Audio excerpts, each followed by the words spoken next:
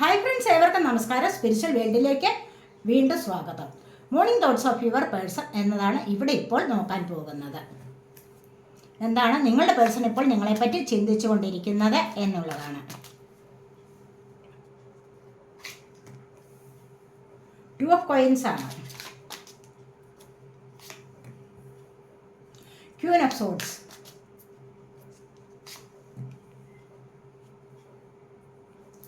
Eight of Coins,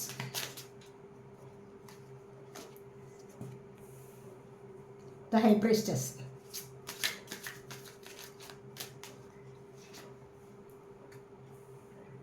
Nine of Coins,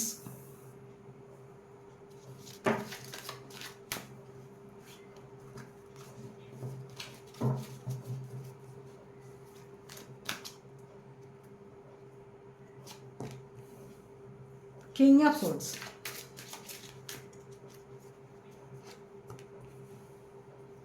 Two of Cups,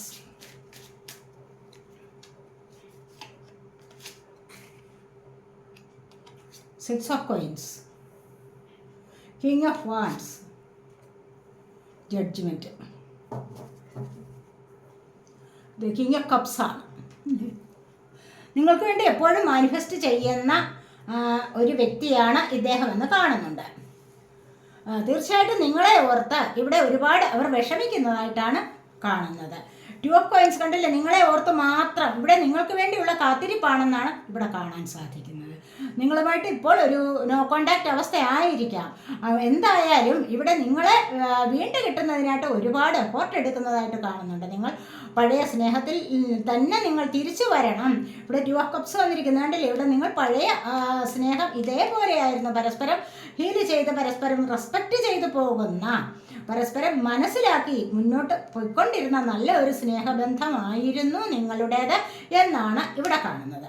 പക്ഷെ അതിനിടയിൽ സംഭവിച്ചത് നിങ്ങൾ നോ കോണ്ടാക്റ്റ് അവസ്ഥയായി. അവിടെ കണ്ടില്ലേ, എവിടെയോ ഒരു തേർഡ് പാർട്ടി സിറ്റുവേഷൻ വന്നു. അതിനിമിത്തം നിങ്ങൾക്ക് ഇവിടെ വേർപിരിയേണ്ടതായിട്ട് വന്നു. എന്നാൽ തന്നെയും അവർ വീണ്ടും മനസ്സിലാക്കി, നിങ്ങളുടെ സ്നേഹത്തെ അവർക്ക് മനസ്സിലാക്കാനുള്ള കഴിവുണ്ടായിട്ടുള്ള കാര്യം, നിങ്ങൾ നല്ല ഇൻറ്റ്യൂട്ടീവ് പവർ ഉള്ള ആൾക്കാരാണ്.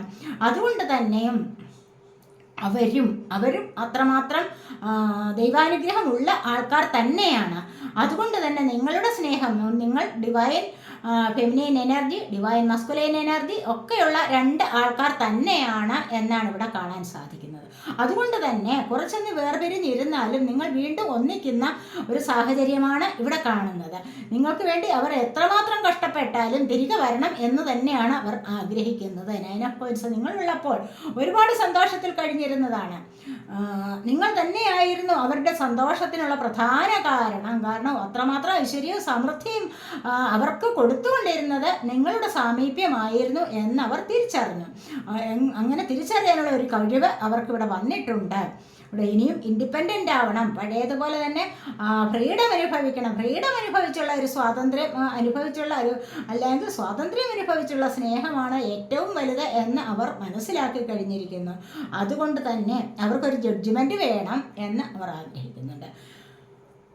അങ്ങനെ അവർ ഇവിടെ തിരികെ വരുന്നുണ്ട്. തിരികെ വന്ന് വീണ്ടും ഇതേ അവസ്ഥയിൽ ടു ഓഫ് കപ്സ് എന്ന് പറയുന്ന ആ ഒരു സ്നേഹം, പരസ്പരം സ്നേഹിച്ച് മുന്നോട്ട് പോകാം, എല്ലാ കാര്യങ്ങളും തുറന്നു പറഞ്ഞ് ഇനിയെങ്കിലും ഒരു വിള്ളൽ വീഴാതെ മുന്നോട്ട് പോകണം എന്ന് തന്നെയാണ് അവർ ഇവിടെ ആഗ്രഹിക്കുന്നത് എന്നാണ് ഇവിടെ കാണാൻ കഴിയുന്നത്.